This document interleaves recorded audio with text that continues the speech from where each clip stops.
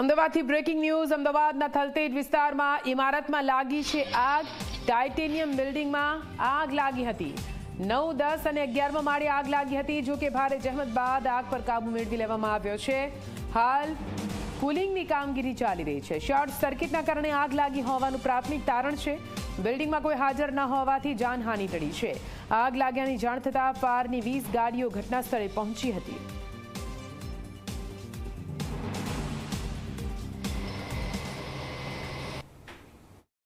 આગ લાગવાનું કારણ તો અત્યારે હાલમાં જાણવા મળેલ નથી, પણ અમે આવ્યા ત્યારે 9th અને 10th ફ્લોર ઉપર ફાયર હતું અને શરૂઆતમાં અમે બિલ્ડિંગની ફાયર સિસ્ટમનો ઉપયોગ કર્યો। જેમ જેમ જરૂરત પડી એમ અમે વધારે મદદ બોલાવી અને સાથે સાથે ટીમો બનાવીને ઉપર 9, 10 અને 11 જોયું તો 11મા માળની ઓફિસોમાં પણ ફાયર હતું।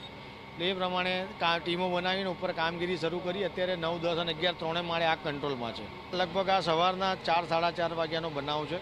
એટલે અંદાજો લગાવી શકાય, પ્રાથમિક દ્રષ્ટિએ એવું લાગે કે કદાચ શોર્ટ સર્કિટના કારણે આગ શરૂ થઈ હોય અને જેના કારણે આગ ફેલાઈ ગઈ હોય, કેમ કે તમામ કોમર્શિયલ ઓફિસીસ અને ફાઇનાન્સ અને એની લગતી ઓફિસીસ છે, કોર્પોરેટ ઓફિસીસ છે, તો કદાચ એ અનુમાન લગાવી શકાય કે ઇલેક્ટ્રિક શોર્ટ સર્કિટ થઈ હોય ને જેના કારણે આગ લાગી હોય।